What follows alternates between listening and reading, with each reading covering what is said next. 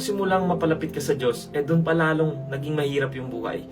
Nung naging Kristiyano ka, doon pa lalo dumami yung problema sa buhay mo, sunod-sunod na yung dagok. Diba? Nung tinatry mong mapalapit sa Diyos, nung araw-araw ka na nagbabasa ng Bible, active ka na sa pagpunta sa church, tinatry mo nang sumunod sa mga utos niya, tinatry mo nang sumunod sa kalooban niya, doon pa dumami yung problema sa anak, sa pamilya, sa career, sa business, sa trabaho. Bakit ganun? Diba? It doesn't make any sense. Alam nyo, isa rin po yan sa mga tanong ko before. No, bakit ganun? Yung mga unbeliever pa, diba? Parang yung mga unbeliever pa yung nagpa-prosper, maganda yung buhay, yung mga hindi naniniwala sa Diyos. Anong nangyayari? Babasahin po natin yung isang chapter sa Bible, sa Book of Psalm. Alam nyo, yung psalmist dito, this is the exact same question ang tinatanong niya sa Diyos. Sinasabi niya dito na, Lord, parang bibigay na ako. Bakit ganito yung nangyayari sa buhay ko?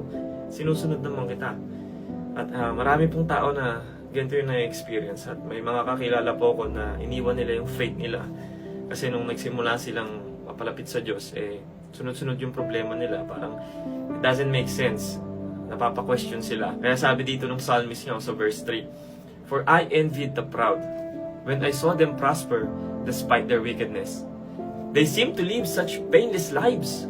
Their bodies are so healthy and strong. Grabe, sobrang totoo niya, no? At may mga tao tayong kilala na walang Diyos sa buhay. Not to condemn, pero may mga tao talaga na walang Diyos sa buhay. Minsan, minamak pa nila, nilalait pa nila ang Diyos. Pero sabi nga dito ng psalmist, bakit ganun yung buhay nila? Sila pa yung nagpa-prosper, sila pa yung may healthy body. Tayong mga Kristiyano, nagkakasakit yung pamilya natin. Bakit ganun? Sila pa daw yung mapapride, pero nagpa-prosper pa din. At sabi sa verse 7, these fat cats have everything. Meron na silang lahat. Their hearts could ever wish for. They scoff and speak only evil. In their pride, they speak to crush others. They boast against the very heavens, and their words strut throughout the earth. Sabi, ito pa yung mga tao na talagang pinagyayabang nila. They boasting ng maabot hanggang kalangitan. Look at these wicked people enjoying a life of ease while their riches multiply. Kahit puro kasamaan yung ginagawa nila, kahit wala silang Diyos sa buhay nila, talagang nagmumultiply pa yung kayamanan nila dito sa mundo. Pero yung sumunod na verse, ito na po. Ito yung exact question na meron po tayo. Did I keep my heart pure for nothing? Did I keep myself innocent for no reason? I get nothing but trouble all day long. Every morning brings me pain. Wow! That's all of us, di ba? Yung question na yun, di ba? Ano ba to, Lord? Ano ba tong ginagawa ko na pagsunod sa'yo? Wala lang ba to? Bakit ganon? Araw-araw ako, dumadami pa yung problema ko. You know, nung nakilala natin ang Panginoon, naging threat na tayo. Naging threat tayo kanino? Sa kalaban. There's an enemy around.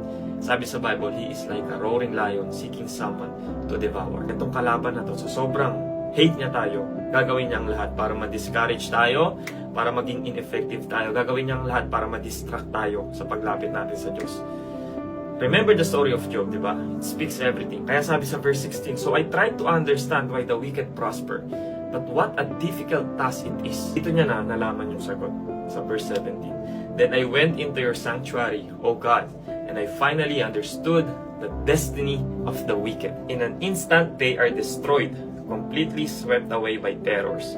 When you arise, O Lord, you will laugh at their silly ideas as a person laughs at dreams in the morning. As a Christian, we should be prepared. We should expect attacks from all sides. Huwag nating iisipin na pag tinanggap natin ng Diyos sa buhay natin, ay magiging magaang ng lahat. Kasi kabaliktaran po yun ang sinasabi ng Bible. Sabi sa Bible, we will face trials and tribulations. At malinaw doon, no?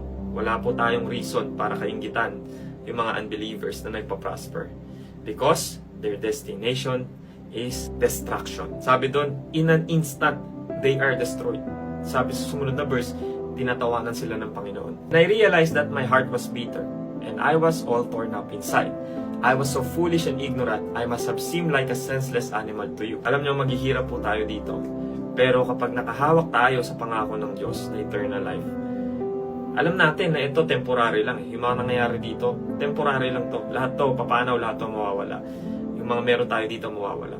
Pero yung reward natin, nasa langit, eternal po nun. Walang makakanakaw nun, at ang Diyos po ang magbibigay sa atin nun. Yet I still belong to you. You hold my right hand.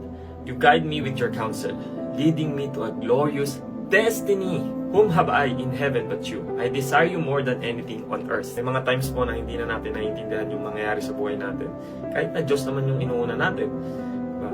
But sabi sa Bible, what we suffer now is nothing compared to the glory that He will reveal to us later. My health may fail and my spirit may grow weak, but God remains the strength of my heart. He is mine forever. Sabi po sa huling verse, but as for me, how good it is to be near God. I have made the sovereign Lord my shelter, and I will tell everyone about the wonderful things you do. Amen to that. Yung worship po natin, yung praise natin, yung pagpupuri natin sa Diyos, hindi po yan nakabase sa circumstance natin. We praise Him for who He is and for what He has done for us. Niligtas niya tayo sa tiyak na kamatayan, which is yung impyerno. Yung mga nangyayari po sa atin dito sa mundong to, temporary lang lahat yan. Ang pangako ng Diyos, bibigyan niya tayo ng glorified body kung saan hindi na tayo iiyak, hindi na tayo masasaktan, hindi na tayo mamamatay, hindi na tayo makakaramdam ng overthinking. Kaya sabi sa Bible, count it all joy.